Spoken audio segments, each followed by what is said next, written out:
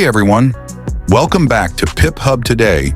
We're tackling a silent thief stealing your savings, inflation. By the end of this video, you'll learn how inflation works, why your $1,000 today could be worth $970 next year, and exactly how to fight back. Let's dive in. Inflation is the rise in prices over time. Think milk costing $3 today versus $2 a decade ago. The one average U.S. inflation rate is 3 to 4% yearly, but it spiked to 9% in 2022. When prices climb, your money buys less. That's purchasing power erosion. Let's break it down.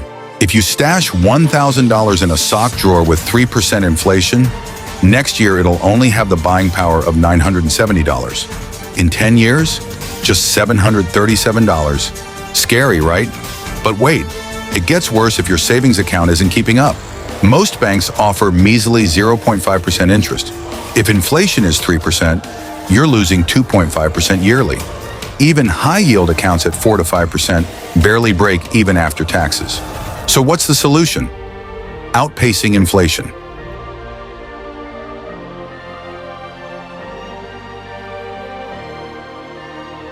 Historically, the stock market returns 7 to 10% per year, while inflation averages 2 to 3%. That means over time, stocks don't just keep up with inflation, they beat it. Think about it. When costs go up, businesses raise their prices. That means higher revenue, more profits, and ultimately, higher stock prices. As a shareholder, you benefit. Some stocks pay dividends, basically a portion of the company's profits sent directly to you. And many companies increase these payouts over time, giving you a growing income stream.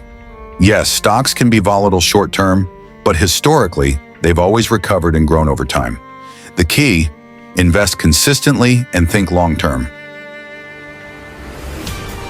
As inflation rises, so do construction costs.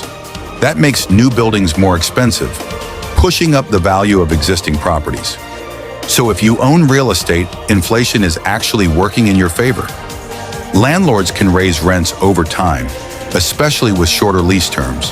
That means more cash flow coming in to offset rising costs. If you finance a property with a fixed-rate mortgage, inflation actually helps you. Your loan payments stay the same, but your rental income and property value go up. That's a double win.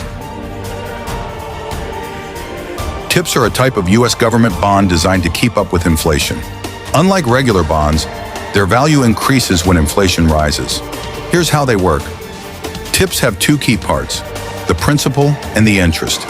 The principal is adjusted based on the Consumer Price Index, or CPI. If inflation goes up, your principal increases. If inflation drops, so does your principal. Now here's the cool part. TIPS pay a fixed interest rate, but that rate is applied to the adjusted principal. So as your principal rises with inflation, your interest payments also increase. Gold has been a safe haven for centuries. When inflation spikes, people rush to gold, driving up its price. That's because gold isn't tied to any government. It's a store of value that doesn't lose purchasing power like paper money does. Then there's oil. Oil powers the world. Cars, planes, factories. When inflation rises, the cost of producing goods goes up, and oil prices follow. Investors who own oil-related assets can benefit from these price increases. Unlike stocks and bonds, commodities often move independently from traditional markets. That means adding them to your portfolio can help balance risk and provide stability when inflation shakes things up. So should you invest in commodities? If you're looking to protect your money from inflation, adding assets like gold, oil, or commodity ETFs could be a smart move. But always do your research and invest wisely. Don't let inflation quietly rob you. Start by moving cash to high-yield accounts, then diversify into stocks, real estate, or TIPS. Remember, doing nothing is the riskiest move. If you enjoyed this video, please like and smash the subscribe button. We release weekly videos like this to help you build wealth. Take care.